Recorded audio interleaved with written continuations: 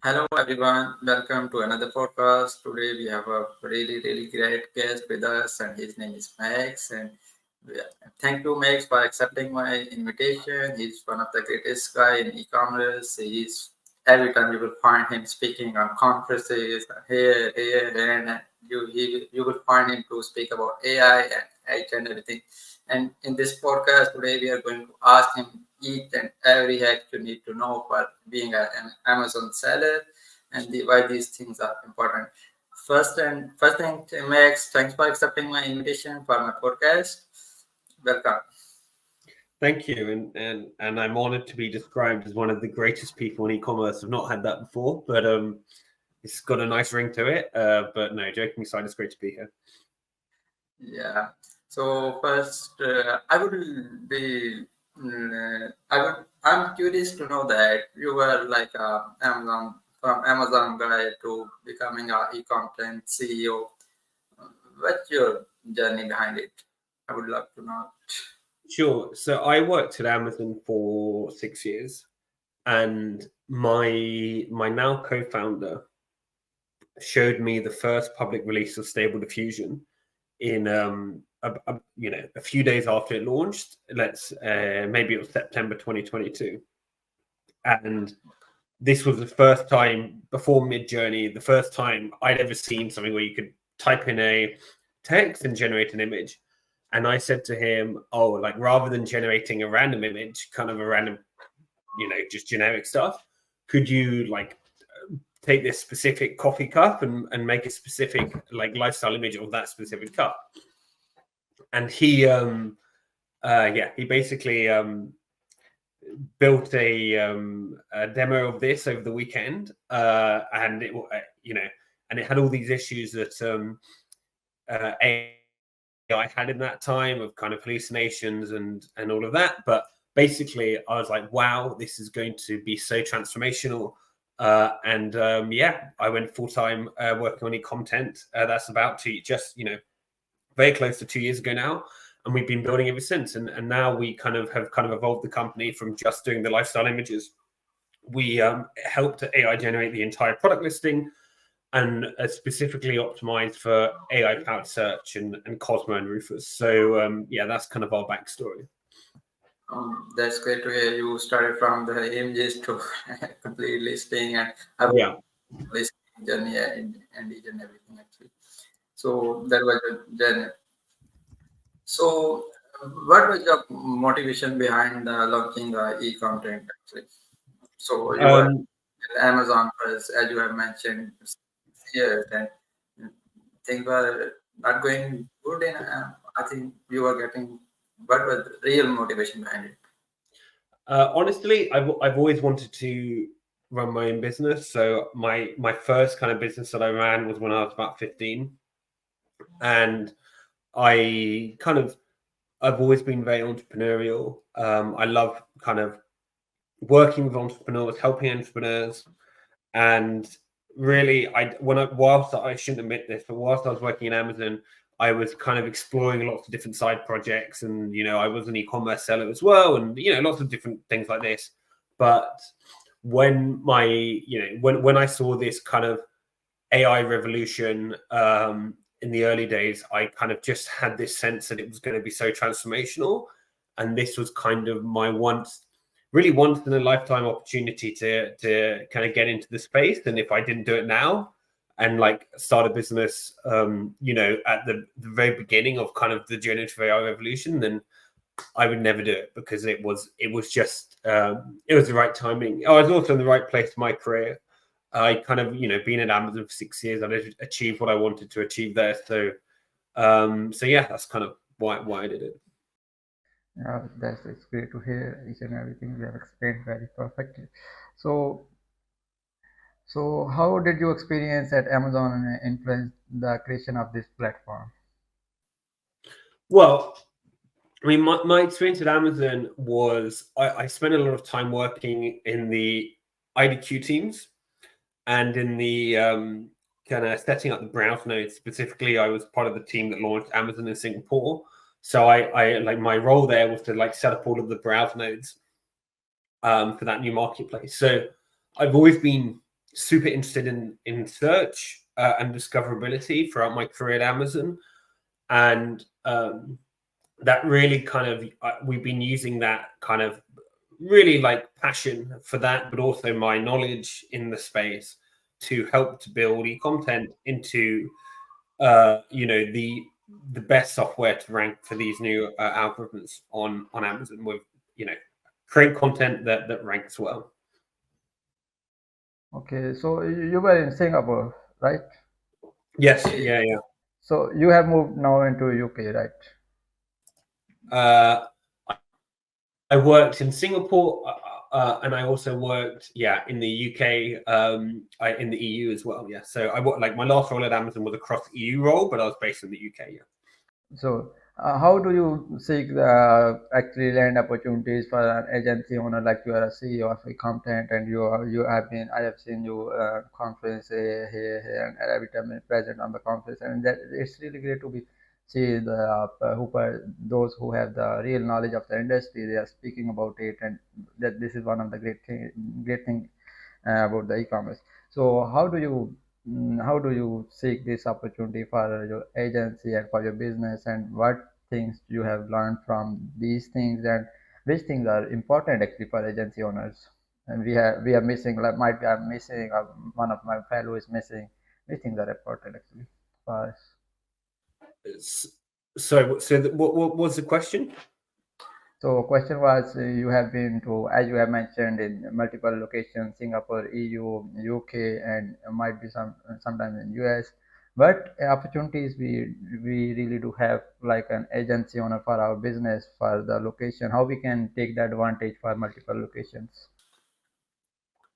So, I mean, my view is the world is very small now. Like, obviously, I think you said you're in Pakistan and we're having a conversation together. So I don't really worry about. Actually, I'm from Pakistan, but right now I am Portugal. Okay, exactly. So you're in Portugal. Yeah. I think there's obviously a barrier of language and time zone, but many entrepreneurs I know kind of work around the clock, so like they kind of get around the time zone issues.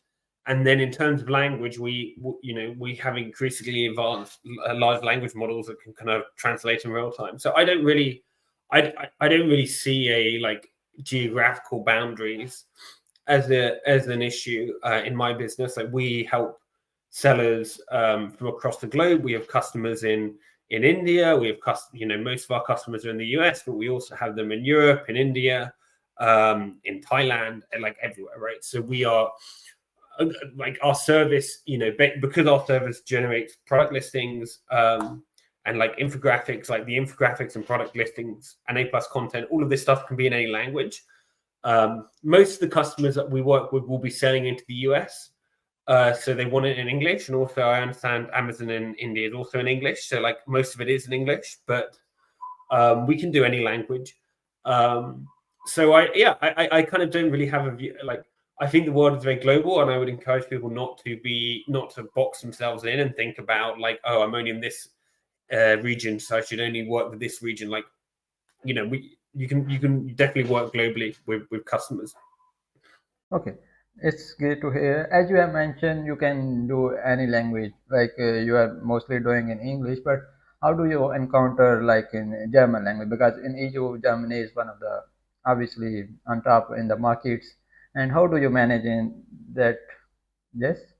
We have customers in Germany. And yeah, like with a large like in our tool in eComtent, you can just choose a language you're generating in. So you can generate content in German, you can do it in Spanish, do it in Italian. We have customers in all of the different EU marketplaces. I think with large language models, it's very, very easy to kind of have a global outlook. I think the harder piece is the talking to the customer. So, I rely on the customer speaking good English because I don't speak any other language, unfortunately. But I imagine we'll get to a world pretty quickly where we could be having this conversation and I could be speaking English, you could be speaking German, and we could have a real time kind of AI translation. I think that's probably like a few months away. So I think we people should have a global outlook. Okay, so let's okay, that was really good discussion. Let's talk about some metrics and each other of the stuff. Like, so how does eComtent utilize AI optimization tools to impact essentials e-commerce metrics actually? Well, we are an AI optimization tool, right? So we help the customer to generate lifestyle images, infographics, optimized copy at scale. So I guess the two metrics that we really help is speed and scale. How quickly can you generate content, and also conversion. Obviously, is very important. So, generating a product listing on eComtent, a full listing, A+ content, lifestyle images, optimized text, keyword rich, everything takes about a minute less. It takes about 30 seconds. So you just click it and you've generated it. So we really help save people time. But also we've seen, we have many case studies about conversion uplift, like roughly it's 30% uplift with our content. Our AI is plugged into the Amazon API, so you get all of the data from the brand analytics and product search query and all these different APIs to help kind of optimize the listings. Okay, what are the tangible benefits for the business can expect with an integration AI tools like e-content into their strategies actually? So do you mind repeating that? What are the tangible benefits that businesses can expect actually when they The integrate technical benefits. So we will increase, your conversion on your product listings by 30%. We will increase the speed and the scale at which you can create product listings to a couple of seconds, as I mentioned. Those are really the two biggest benefits. Sell more stuff and, do your work faster. So, what do you think? Which key things are missing? Actually, sellers are doing mistakes in nowadays. Like you are doing each and everything with AI, and you are utilizing it. Which mistakes are you are observing? These are brands are actually doing those mistakes in their listing, in their images, and in their infographics, and each and every. Which are the key things actually they are missing? What are the key things that people are missing? In their images and in their listings actually. I think people need to start optimizing for Cosmo. Cosmo is a new AI algorithm on Amazon. Yes, yes. It stands for Cosmo is kind of Amazon's common sense algorithm, as they call it, and fundamentally it means that Amazon is building this super intelligent AI model, which is going to understand like the context of the customer's search query and give them the most personalized and optimized product listings for that particular search query. So that's the new world we live in. We don't live in a world of kind of keyword matching and going on Helium 10 or Jungle Scout and like trying to stuff a bunch of keywords into listings. We've seen already the data I've discussed with you. Like we're seeing the conversion improvements of this system, and that's what people need to be focusing on to kind of focus on the for the future. Would you mind to share some kind of data with us, like how you? Okay, let me ask another question. I can ask it on later. So, how did you experience at Amazon influence? Sorry, can you provide example of how Ecom has directly contributed to business growth through metrics? Yeah, we have a number of case studies on the website, so you can, I'd encourage listeners to go and have a look at the case studies on the website. But fundamentally, we can improve the conversion by about 30% on the listing, and we also a lot quicker. We can, it takes a couple of seconds to generate the content. Okay, okay. So, what success stories really do you have about it? If you can share some of from your website, and we can check them in a little in detail. Yeah, I mean, like, so the last case study we did was with a knife seller. 88% of customers prefer the content generated listings and A/B testing. This is, worth kind of uh, that tens of thousands of dollars in terms of incremental value that we're bringing to them. We have another case study on the website with kind of a home decor type seller, and she has saved again thousands of dollars on photo shoots. The kind of the images created on eComtent, she's able to put her products in different scenarios and kind of save this money. So there's a bunch of different case studies there. Okay, so when sellers are going towards e-content, they don't have to actually outsource their whole projects for the photos and photo editings. And obviously, if they are going to outsource it for photos editing and each and everything, the editor is the each and every process is going to cost them for even single product thousands of dollars. And what about videos? How you are managing them? No, videos is something we're looking at. We don't do it yet, but we will do it soon. It's in the works. So how okay videos you will obviously you will, I have strong belief you will, best wishes for that. How do you manage the AI in AI, like the influencers work, like are they gonna hate So Influences like like paid influence like girls and for the shoots, and there was a trend in past you have to outsource a influencer, you will pay like thousands of dollars for let's an example. If I have a if I have to shoot the shirt from any influencer, I will pay him thousands of dollars for one day, and these all of those. Yeah, so I guess I see what you mean. I think I've seen these models kind of emerging where you can literally have an AI generated influencer, and you can have you can create like a TikTok person, and they can promote your product. I think we're still in the very early days of this, but I would imagine in the next 6 months to a year, something one of these companies who are building the base models release something which means that you can just create AI influencers. So I think that's something we're looking forward to and watching, and you can guarantee once we have that, once it's possible, we'll integrate it into our service. Okay, so you have actually you are doing for each and every categories in Amazon, and which categories you are looking. These are hard, and these categories are easy for now us to do with AI, and these categories are a little will take time, like 6 months, or sometimes like one of these influencer category we can put it on down, but like we can put on wood product or on top. Do you have any kind of data?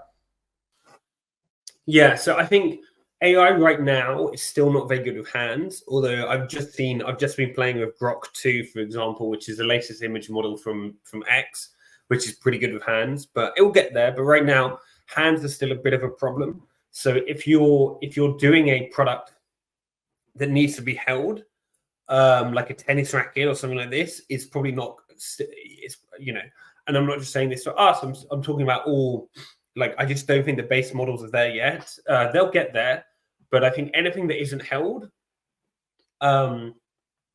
furniture, home, outdoors, basically the majority of categories, I think is pretty good now. So yeah, it's just kind of like that. The getting it held is an issue.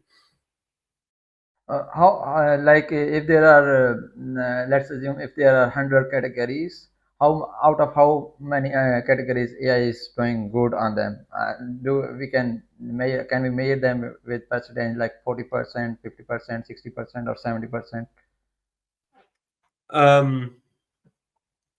90% of categories. And Oh, that's 90% is huge. I wasn't expecting it actually.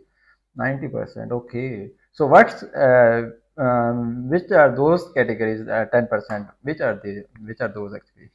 so anything held like sports equipment would be my, like tennis rackets, hockey sticks, this kind of stuff it can't do yet. Like gym, if there is a product in gym, you have to, yeah, and gym band if you have to show on, and like band like hula hoop, and these are all of kind of products are going to be a little in back. But if there is a like I have here tape, and if there is a this tape product, you can do it with AI easily. Yeah. Yeah. Yes. So these things are you guys just focusing on just one platform like on Amazon, or also for the TikToks and for Walmart, for others big e-commerce like eBay and others, for others? We're live for Platforms also. Amazon and eBay right now. We have Walmart coming. You have Walmart coming. And what about those brands who are not on these platforms? Actually, they are selling directly. So yeah, we do help some big retailers with their own websites. So like we have done it in the past. It's typically a more expensive service because we have to build something specific for that website. But yeah, we've done it in the past. So you have done with the past. Okay, that's great. That's great. So for an example, if I have this tape, like let me calculate the one of the best value of this podcast. Like if there is a tape, like I have some sort kind of 10 variations of it with multiple each and everything. If I have to outsource it to a photographer, I will pay like let's suppose $5,000 for each and everything, for photography, for editing and everything. But with the AI, how many, in how much, in how many, in which value we can do it, like for the comparison. Which categories? So if I have to outsource it to photographer, Yeah. yeah, he will charge me like a photographer plus editor. He will charge me like 5,000 USD dollars. If we are going to utilize AI, Our package is $165 a month, and that means you can create unlimited number of images and infographics and texts for 50 SKUs. So I think it works out at $3, slightly over $3 per SKU, creating unlimited amount of content. so just $3 per SKU. In that SKU, you are adding like also content and plus images, right? Yeah, exactly right. It's crazy. It's crazy. It's crazy. I mean, and $3 you can get almost 10 to 12 images for your stores, right? Yeah. For your listing, actually. Okay, it's one of the greatest value an Amazon seller can have, actually. So yeah, that's an interesting. So you guys are also managing the storefront designs, and also these are all of the catalogs of A plus content, A plus content also. Yeah. Okay, that's great. That's great. Okay, I have written some questions. Let me check which is. Yeah, I think this one is more. I would be love to know. I'm more interested in. What are some of the most remarkable actually transformation you have seen among your clients using e-content? So yeah, we as mentioned, we kind of we can make customers go a lot quicker. So if they have like a small team of people managing creative, they can go a lot faster. And also we uplift their sales. So those are kind of the two big things that we focus on helping the customer with. Okay, okay.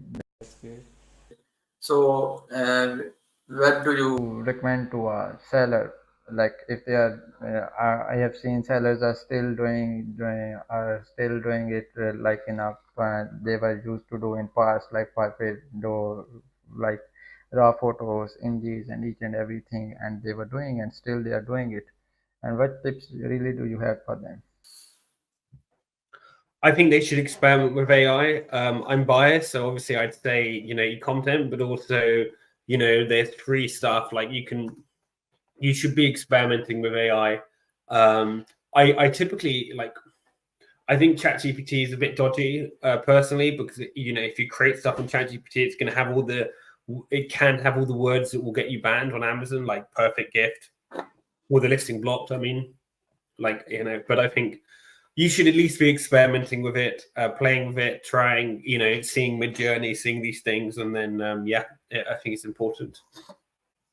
So, as you have mentioned, ChatGPT can provide some of the keywords those are banned in Amazon listing, like perfect gift and some sort. Enjoy platform, you have already treated the platform. Don't give us these keywords because they are banned from Amazon in your listing. Exactly. Yeah, Exactly. like ChatGPT isn't trained for to create e-commerce content, so it doesn't have keyword rich data. It's not got a connection to Amazon APIs, and also it can create content which will hallucinate and this kind of stuff. So I think it's an interesting to play with, but I would never recommend using it to write product listings. Okay, how many team members do you have in your team for managing the different brands you are working with? How many team members? We have a team of 7 full-time and a kind of maybe 10 or so part-time as well. Seven members full time and three part time, almost 10 members. No, Including 10, like more like 10 or so part-time that we work with. Okay, seven full time and 10 are part time. Yeah. I like some sort kind of a project basis and these things. Yeah. Okay, that's great. That's great. So I think we have covered our all sort kind of questions and values. The greatest value I have found of this discussion was in $1, like in $3 of one SKU.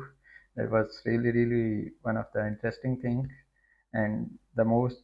So what tips on the last any tips you wanna give to our sellers or and that's it. Yeah, I say experiment with AI. If you do end up wanting to try content, feel free to reach out to me on LinkedIn or wherever else, and happy to have a chat. And yeah, thank you okay. for having me. It's been a good discussion. Yeah, I will mention your channels, all of your channel. Thanks for your time. It was great to talk with you.